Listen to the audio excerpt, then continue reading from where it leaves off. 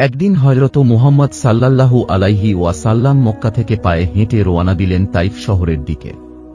প্রিয় নবীর হৃদয়ে ছিল একটি মহান উদ্দেশ্য, মানুষকে অন্ধকার থেকে আলোয় আনা, আল্লাহর একত্বের পথে আহ্বান করা।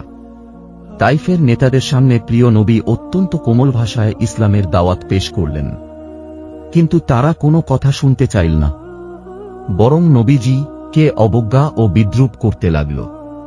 তারা শহরের উচ্ছৃঙ্খল যুবক ও বাচ্চাদের নবীজি এর পেছনে লেলিয়ে দেয়।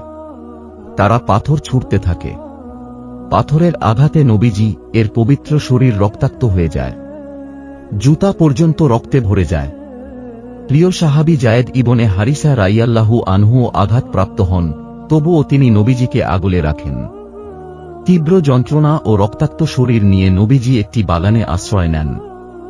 সেখানে প্রিয় নবী মাথা নিচু করে আল্লাহর কাছে কান্নাভেজা কণ্ঠে দোয়া করেন, হে আল্লাহ, আমি তোমারই কাছে আমার দুর্বলতা, অসহায়ত্ব এবং মানুষের কাছে আমার হেয় অবস্থার অভিযোগ করছি।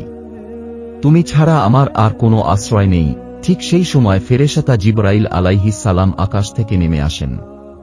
তিনি বললেন, হে আল্লাহর রাসূল, আপনি যদি অনুমতি দেন তবে আমি এই দুই পাহাড়ের মাঝখানে তাইফ শহরটিকে চূর্ণ বিচূর্ণ করে দেব।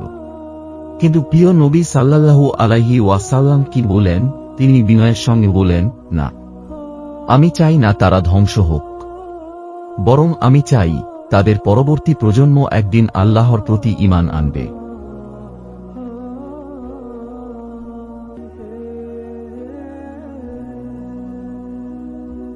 এটাই ছিল প্রিয় নবী হযরত মুহাম্মদ সাল্লাল্লাহু আলাইহি ওয়াসাল্লামের উদার হৃদয়।